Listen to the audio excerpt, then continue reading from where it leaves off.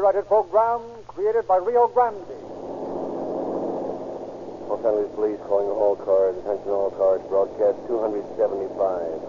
Regarding a suspicious person at 5 and Broadway. Assist the officer. That's all.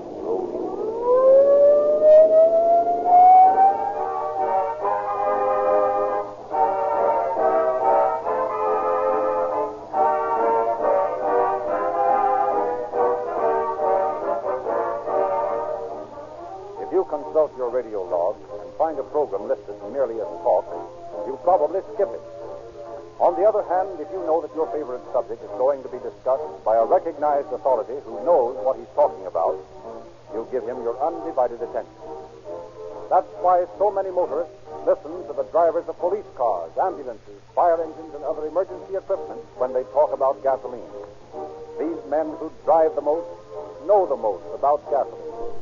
They're the foremost authorities on what a motor fuel should do, how it should perform. And so it really means something when these experts recommend Rio Grande Cracked as the gasoline that meets every test of every emergency in any kind of weather. It really means something not only to us but to you. The fact that Rio Grande powers more police and fire department emergency equipment wherever it is sold than any other brand. That endorsement of this better gasoline has led tens of thousands to make their own tests, has brought them the unequaled benefits of police car performance in their own cars. If you have not done so, I invite you to try Rio Grande Cracked. Test it from every angle. And when you've finished, you'll be as enthusiastic as the rest of us over its quicker starting, smoother acceleration, maximum speed, greater power, and real money-saving mileage. Get that tank full in the morning, friends, and you'll understand why Rio Grande Cracked is the most highly recommended gasoline sold in the West. The facts upon which the story we are about to hear are based have been taken from the confidential files of one of the most widely known detectives in the West. We have therefore asked Mr. Nick Harris to open our program. Thank you, Dr. Lindsley. And good evening, ladies and gentlemen. It's a pleasure to take my place among the law enforcement officers of the West who have appeared on this program and to endorse the ideals for which it stands. I've probably learned one thing more completely from my many years of investigative work than any other fact. That is, that crime of any sort cannot pay. Dollars are not the greatest cost accrued to crime, despite the fact that billions are paid out annually towards its suppression and to its criminals. The supreme price of the evil created by criminals of our land is found in the moral, in the heart, and in the souls of those affected directly or indirectly by crime. The story we're about to hear exemplifies most completely that statement, which has become almost a truth, that crime of any sort cannot pay.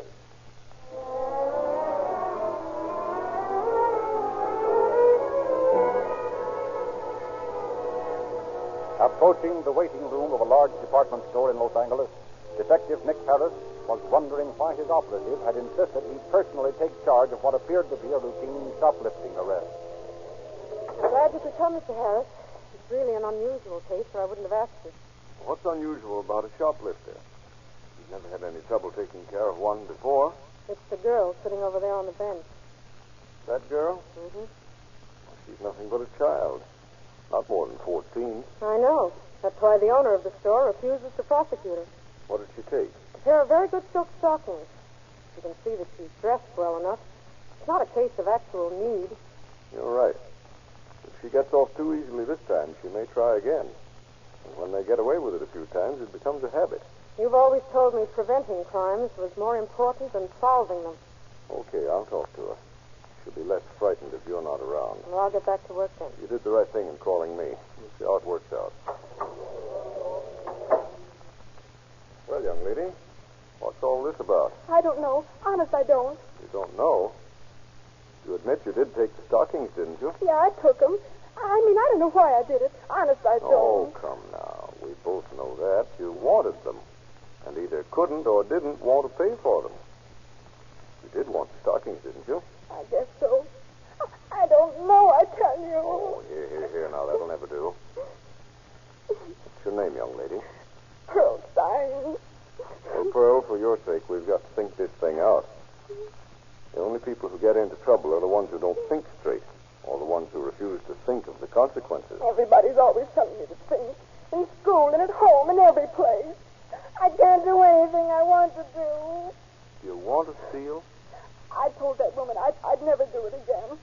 I'm telling you, I'll never steal again as long as I live. Now, believe me, Pearl, I'm not trying to be hard-hearted. But I know how easy it is to... let's talk about something else. Tell me about your home.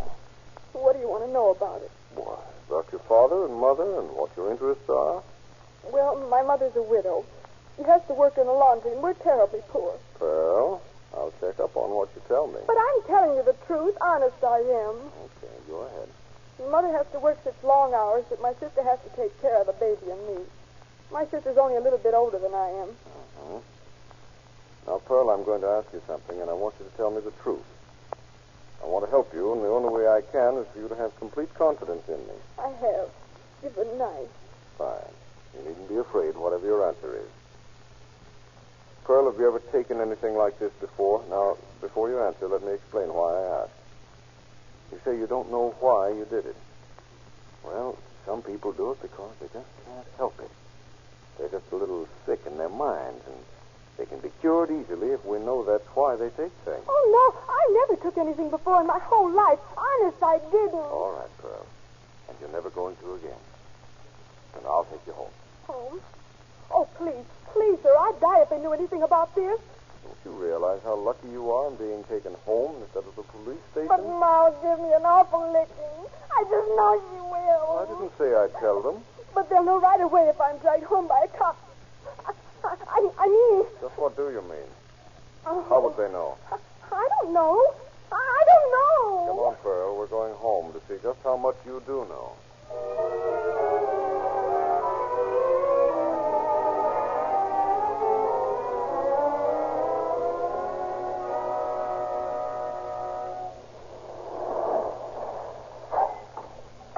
There's Margaret coming to the door. Please don't tell her anything. Oh, I'm going to let Margaret do the talking. What's happened, Pearl? What made you think something might have happened to Pearl? Why, I don't know. I haven't done anything, Margaret. Don't let him scare you. Margaret, I'm not even going to ask you if Pearl has done shoplifting before. But she couldn't have. She was caught doing it by one of my store detectives. I mean, she had money with her. The stockings she took cost more than she had with her. Oh. You come in the house. Just wait till Ma gets home. You'll get a licking you'll never forget. Wait a minute. I've done everything I can in talking to her and bringing her home. But we know her now, and the next time we catch her, it'll be a long time before she comes home. I'm sure Pearl won't ever do it again. And thank you very much for not arresting her this time. This time, huh? I'll never do it again. Pearl, you have every chance for a happy life if you keep that promise.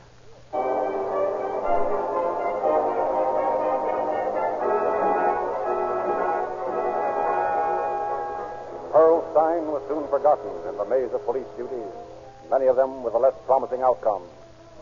Several months later, Detective Harris was called to a Fifth Street department store. With him went two of his operatives, Mrs. Lillian Brooks and Lulu Lane. This cashier's been taking money for some time. I'm going to look the situation over, and then it's going to be up to you girls. Is the management sure about it? No, that's why they called us in. Well, if they can't find anything by checking sales, she must be smart. See, they gave me the location of her desk. I want to come up from the back. Yeah, there she is. You two stay here where she can't see you. I'll be back. Why, hello, Pearl. Oh, what are you doing here? Checking up on me? Just shopping, Pearl. I'm glad to see you're helping your family by working. How you like your job? Oh, I like it much. It's swell. That's fine.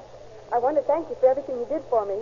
I've been behaving myself just like I promised. Well, I had hopes for you, Pearl. Oh, now you can just forget all about me. Oh, I never forget anyone I try to help. But this isn't getting my shopping done. well, I hope I never see you again, unless you're shopping. Goodbye, Pearl. Goodbye. Keep walking ahead of me toward the exit. That was Pearl Stein. Does she have a record? Not yet, but I'm afraid it won't be long now. You can't see us from here. Lillian, tomorrow morning you're going to have a job as sales lady here. You're going to be in a spot where you can watch every move Pearl makes. And I'm going to find out what she does at night, huh? Right. I'll send Hazel Brown to work with you. Meet her outside the employee's entrance when the store closes and stay with Pearl until she's tucked into bed.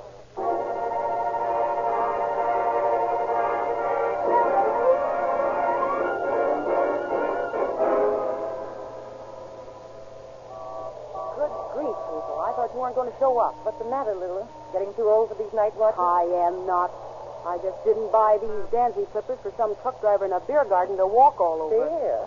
Don't tell me it's going to be one of those far into the night affairs. Hey, wait a minute. Here comes Pearl now. The one with the 3 layers of makeup. I could have spotted her without the tip. Let's look at your paper. Huh. She doesn't seem anxious to catch a streetcar. Well, she has a date. And at her tender age. Tenders? Don't you know that guy she's talking to? No. He works the department stores. On the lookout for a young girl just out of school. Well, let's go get him. Listen, you know we can't touch him without evidence, and that's not our assignment. Sorry, I just don't like to hesitate with his type. Well, there they go. Will you bustle up another notch, Hazel? We've got work to do.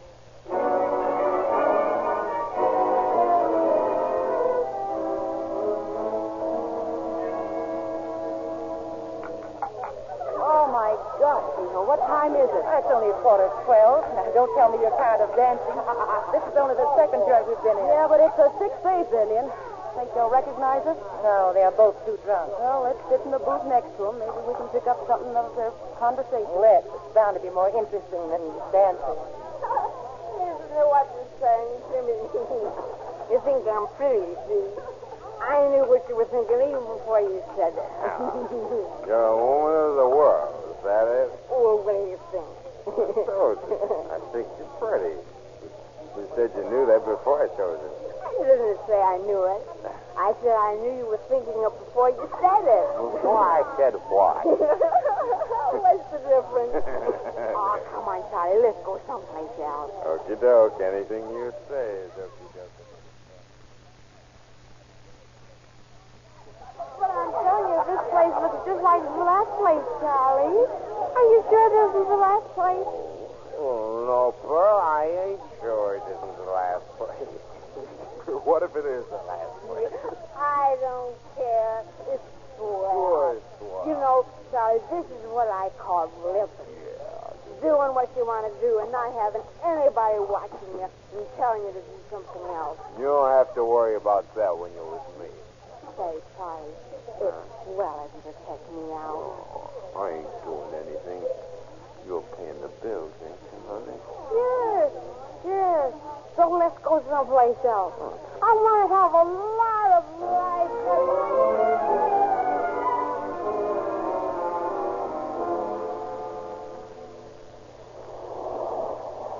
Driver, put your lights out. I don't want the people in the taxi ahead to notice us. Pearl's going into that apartment house. Where's her boyfriend? Probably too drunk to get out of the cab. Yep, there it goes. Well, what now? Oh, nothing until tomorrow night. I phone in the report tomorrow, but I don't get out of bed to do it. Oh, what a night. Yeah. And I'll bet Pearl shows up at the store in the morning as fresh as a daisy. You mean fresh as a wildflower.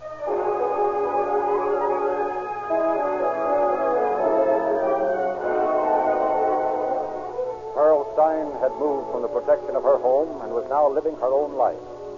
For several nights, she was followed. Then one morning, Operative Brooks, still in the role of saleslady, phoned Detective Harris that she had ample evidence for an arrest. Nice work, Mrs. Brooks. I brought Lulu Lane to help you. Pearl doesn't know her. Hello, Lulu. Hello there. You will be a help. You see, Pearl's been forgetting to ring up sales. But I didn't know what she was doing with the money. I got acquainted with her and noticed she kept a makeup box right under the cash register. Dropped some money in that when she powdered her nose. And I think so.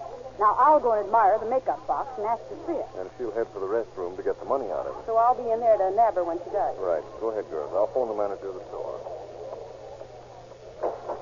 Hello, Pearl. Hello, Lillian. This honey's not doing much, is it? Nothing at all. Say, honey, can I borrow some of your lipstick? I can't seem to find mine. Sure you are. Yes, a beautiful makeup box. Can I look at it? Why, oh, it's nothing much. No, but it is. Say, I'd like to get one like it. Go on, let me see it. Sure, I'll let you see it. But I'm going to use it right now. I'll show it to you as soon as I get back. Okay, dearie. Hey, what do you tearing up those sales slips for? What's it to you? Just this. You've seen a badge like this before. Why, no, you don't. Give me those sales slips. Hey. Hold on to her, Lulu. I don't have to. I got the sales slips. All right, take them. You haven't got a thing on me. Those slips will add up to exactly what you had in that makeup box. The money's in her stocking now. That's perfect. Come on, Pearl. There's an old friend of yours outside waiting to see you. That's the way it was, Mr. Harris. So what? What? No tears this time, Pearl? All right, Copper, what are you going to do about it? I'm sorry to say I'm not going to do anything. The management foolishly refuses to prosecute you because of your youth. You. Oh, shut up. I can see it won't do any more good to talk to you than it did the last time. That's a break. You're going to be discharged without references. It'd do you much more good to be put where you'd have to realize you can't get away with this forever. Oh, yeah? Yes. You're getting another chance you don't deserve. Pearl, why don't you go straight? Say, listen, you'll never get anything again, Copper. I hope there won't be anything to get on you. Yes, you do not.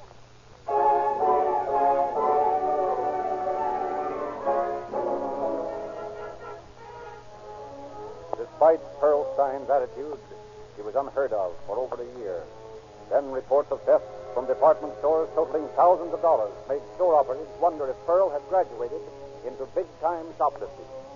Among them was Ula Lane, who followed a girl and a man to the entrance of one of the largest stores. Marie, come on and take a walk with me. We may have some work to do. Sure, Lulu, but I thought this was your day off. It is. But that's Pearl Stein ahead of us. She's with the fellow with the one arm. Does she have a record? Not no price that I know of.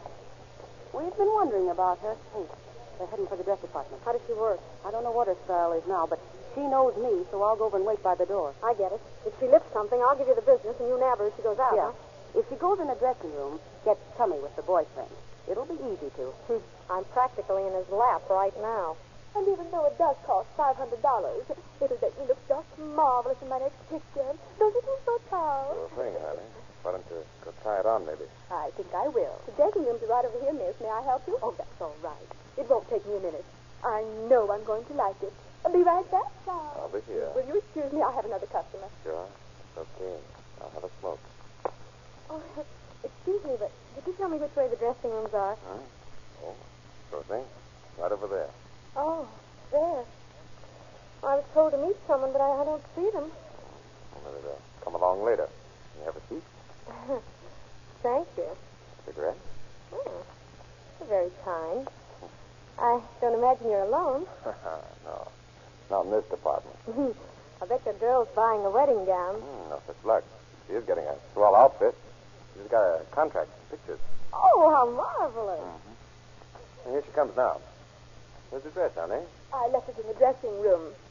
Who's this dame? She's just waiting for somebody. Clerk. Yes, sir. I'll take that dress. But I just remembered I have to be at the studio in half an hour. Will you take a deposit on it? Certainly, ma'am. Where is the dress? I left it in the dressing room. Here's $5 on it. The name's Pearl Stone. Come on, honey. You'll be late. Oh, may I walk to the entrance with you? I always wanted to talk to an actress. No, we're in a hurry. Just a minute, Pearl. Huh? You! Yeah, me. Up to your old tricks again, huh? Listen, you hat-to-face old... Say, you haven't got a thing on me. Well, we'll see. What you get, Marie? Plenty. It's a new gag on me. Well, I'll be... I left that dress in the dressing room, so you take your paws off me. She wasn't that fat around the waist when she went in there. Well, that's it. You wrapped the dress around your waist under your own dress. Listen, that isn't the dress under there. It's me. Okay, then you must have eaten it. And that's against the law, too. Come on.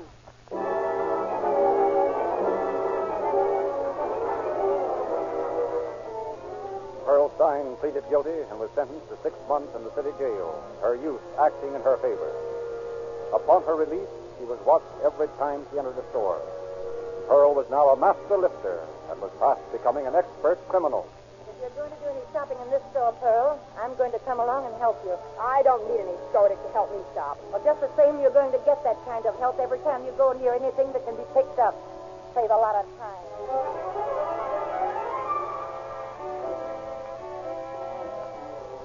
You're going to tell me I can't even go in this drugstore without one of you rats following me? I'm just curious about the number of times you go in drugstores. This makes the 9th one today. All right, Sue. You find out anyhow. I want a 10-cent bottle of Paragoy. Paragoy? Say, are you drinking this stuff? No. Well, wash my feet in it.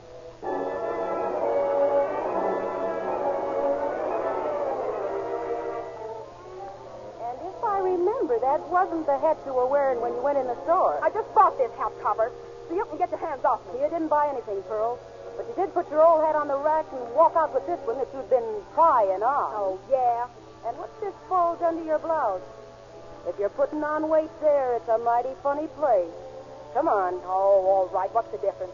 I might as well be in...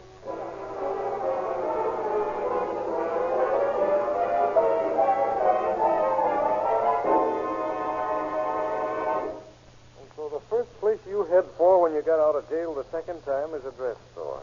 I've been out 3 months. Hey, listen, who are you anyway? I don't believe you know me at that, Pearl. You're too hopped up. Where are you getting the stuff? I don't know what you're talking about. I work in this store. Oh, so you work here. Well, tell me why you were heading for the entrance with that dress over your arm. I was going to the buyer's office with it. My mistake, Pearl. But if you go out that door with that dress, you know how long you'll go up for this time. Well, there she goes, Hazel. She's so high she doesn't even know what she's doing. Let's go get her. All right, Pearl. Just take it easy. Hey, get away from me! Hold her wrist, Hazel. I've got it. Hey, I'll get you for this! Got Hazel? Take that! I've got her.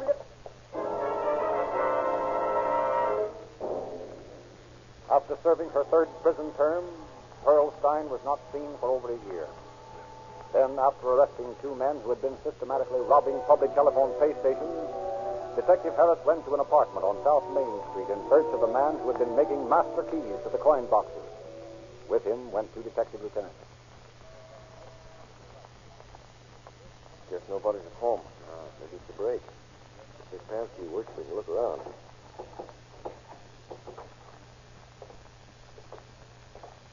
Well, I don't see any key-making machinery in this room, boys, anyway. Me neither. Wait a minute. Somebody in the next room. Well, I'll be. Pearl Stein. What are you doing here? Open that door, Pearl. Come on. You can't get out the back way. Well, you're going to open it? All right, let's break it open. What'd you throw out that window, Pearl? What's it to you, copper? Oh, you haven't had your shot yet this morning, have you? You're in a bad humor. Well, we'll just have to go down and see for ourselves what you threw out. No, don't do that. Oh, don't do that to me. All right, then suppose you tell us what this is all about. Well, I've been living here with Ed Farley and his wife. Yeah, go on. I didn't throw anything out the window, but if you find something down there, you'll think I did. Oh, stop beating around the bush. I don't want to go up for that. Oh, you just can't send me up for it. You got to give me a break. What are you talking about? I threw about 60 of those master keys out the window. So you're mixed up in that racket now. No, I didn't have anything to do with it. I'm just living here with Ed and his wife. Well, what are you getting hysterical about it for, then? Because I threw something else out. Oh, you got to give me a break. If I went up for that, it'd kill me. What was it? Hypodermic needles. 4 hypodermic needles. So you're peddling dope. No, I'm not.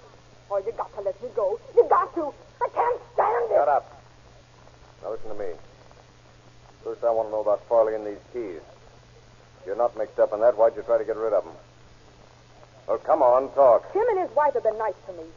I was trying to protect him. All right. Now, I'll tell you what I'll do for you, Pearl.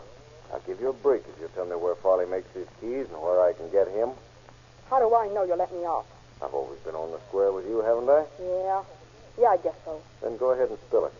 Well, they don't make the keys. A guy by the name of Jim Candless makes them. I'll give you his address. What was Farley doing with them? He was selling them to young punks for $25 a piece. He's only sold 2 so far, I know that. It's a break for everybody. Will Farley come back here? Yeah, he'll be here. Oh, but you gotta let me get away first. All right, Pearl. But we'll get you sooner or later if you keep on peddling that stuff. I won't do it no more. I promise. Yeah, I've heard your promises before.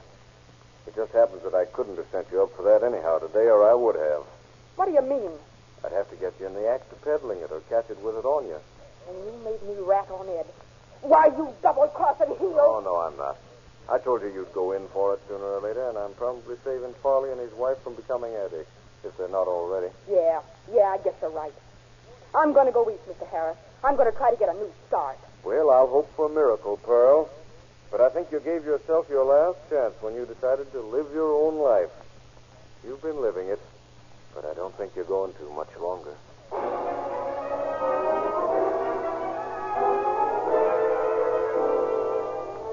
Pearl Stein did leave Los Angeles, but instead of going east to a new start in life, she went to San Francisco. She found new companions, and the only change she made was to switch from morphine to cocaine. Quicker acting, more responsive to her deadened nerves. In a large building, a doctor greeted a new patient. Will you come in, please? Sit right there. Doc, I don't feel so good. I feel like, well, sometimes I think I'm dying. Yes, go on. I don't know what's the matter with me. I've never been sick before. Young woman, what's the real reason that made you come to me? I don't know. You know as well as I do. Yeah, I know. Oh, but you've got to do something for me. A sanitarium is the only place that can do anything for anyone in your condition. No, you've got to do something for me where I'm not locked up. The only solution to your problem. It's your only hope. And frankly, I can't guarantee the results of that. Oh, well, all right. I'm sorry I troubled you. Don't you even want to try to do something for yourself? Yeah, of course. My, these instruments are shiny. What do you call this one? That's a scalpel. Please put it down. I'll bet it's sharp. I'll bet you could kill somebody nice and easy with it. Will you please put that down? No, I won't. You know what I'm going to do with it? I'm going to cut your face to ribbons. You're crazy. Yeah, that's it. I'm crazy. That's what's the matter with me. I've been that way for a long time. So don't you think you better do what I tell you? Yes, of course I will. Anything at all. Well, then, listen. You're going to give me treatment. And you're not going to say one little word to the cops. If you do, I'll get you. I'll kill you. I'll kill you. I won't go to the police. I promise. You promise? Yes. I'll have you all fixed up in a jiffy. Now, just go out in my waiting room. Leave the scalpel here.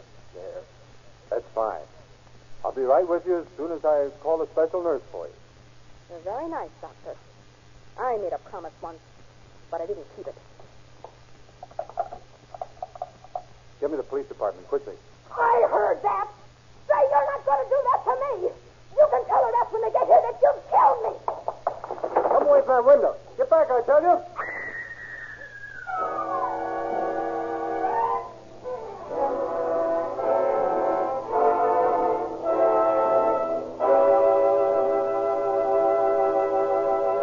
In just a moment, Mr. Nick Harris will conclude our program. Remember, friends, all automobiles look alike in the dealer's showroom. It's what goes into the gas tank and the crankcase that makes the difference. And to make certain that the difference is in your favor, see to it that your gas tank gets real police car performance, Rio Grande cracked. That your crankcase gets Rio Lube or Rio Grande, Pennsylvania. The motor oils that can't be broken down by engine heat are slowed up by the coldest kind of weather. And now, Mr. Harris. And thus, Pearl Stein ended her career of crime. Hers was a life that was completely wasted.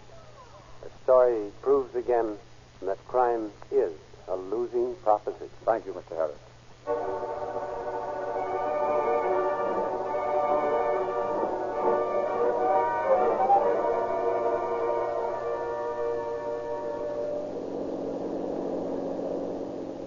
Los Angeles Police calling all cars. Attention all cars. Cancellation of broadcast 275 regarding a suspicious person. Suspect in this case committed suicide. And that's all. Rosenquist.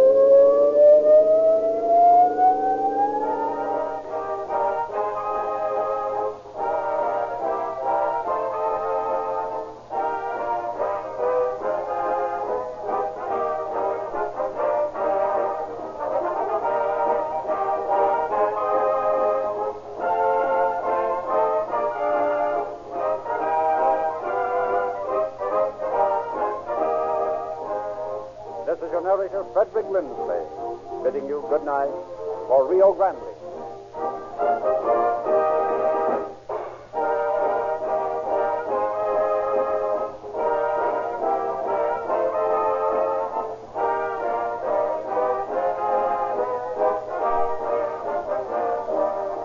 Next week at this time, Rio Grande will present The Case of the $20 Bill. This is the Columbia Broadcasting System.